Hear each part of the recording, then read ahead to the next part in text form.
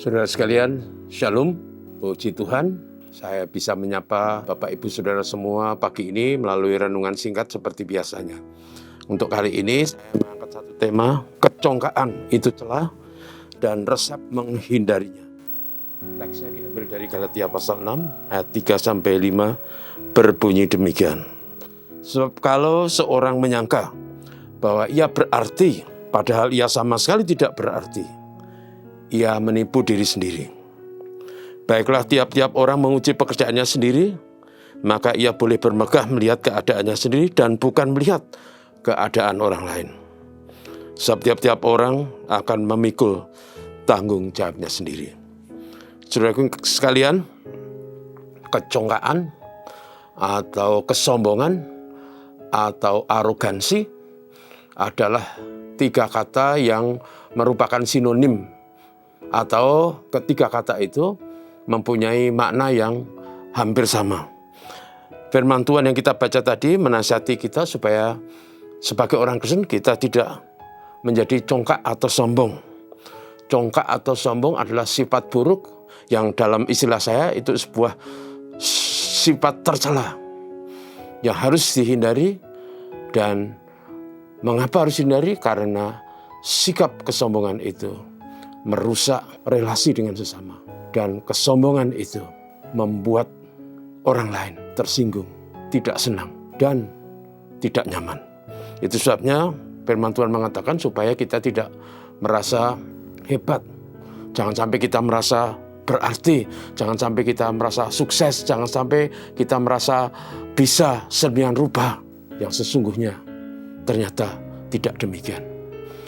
Kecongkaan atau kesombongan itu adalah sebuah sifat yang kadangkala terjadi justru untuk menutupi kekurangan atau kelemahan seseorang. Dan karena itu seharusnya kita sebaliknya harus menjadi orang yang rendah hati. Saya ingat seorang tokoh dalam kisah Alkitab di zaman Raja Saul di Israel. Ada seorang raksasa tinggi besar, namanya Goliat. Tiap hari dia keluar dari barisan orang Filistin. Orang Filistin bukan orang Palestina, saudaraku. Keluar menantang orang Israel dan menghinakan orang Israel. Dalam cerita itu kemudian dikatakan ada seorang gembala domba namanya Daud. Masih muda, wajahnya kemerah-merahan. Kemudian dia menawarkan diri untuk maju melawan Goliat. Lalu akhirnya Raja Saul mengizinkan Daud maju dengan membawa umban dan tongkat. Pada waktu Goliat melihat Daud itu, kecongkakannya melambung.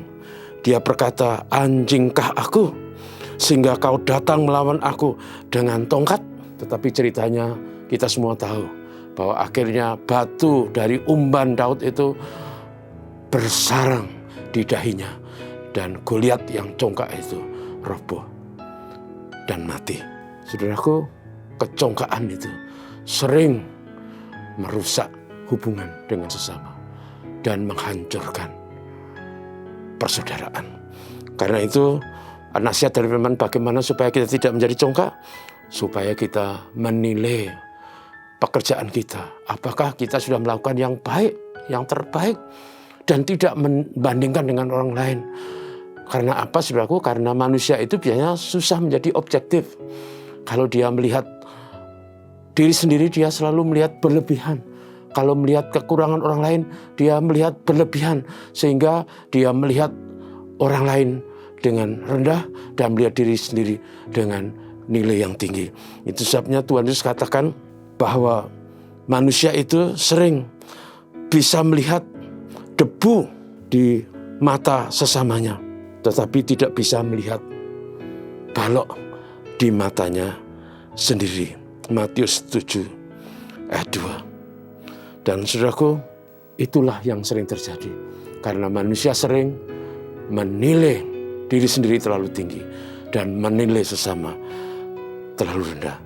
Saudaraku, mari kita memelihara kedamaian, memelihara persaudaraan, menghindari kecongkakan, dan menjaga diri dengan cara melihat pekerjaan kita sendiri, karya kita sendiri dengan sejujurnya, dan melakukan yang terbaik yang kita bisa.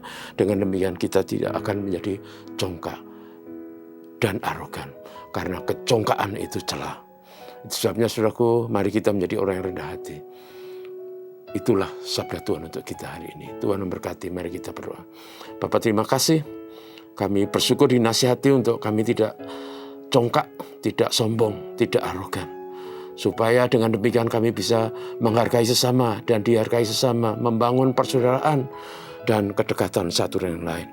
Tuhan menolong kami supaya kami menjadi orang-orang yang bisa bekerja, berkarya sebaik yang kami bisa lakukan, tanpa harus membanding-bandingkan dengan orang lain, supaya kami berkenan di hadapan Tuhan. Berkat-Mu kami mohon hari ini untuk semua pekerjaan dan tanggung jawab. Berkat-Mu kami mohon untuk anak-anak kami supaya bisa meneruskan sekolah sesuai dengan jenjang masing-masing. Berkat-Mu kami mohon untuk negeri supaya Indonesia diberkati Tuhan. Terima kasih Bapa, dalam nama Yesus. Amin. Selamat pagi saudaraku, terima kasih.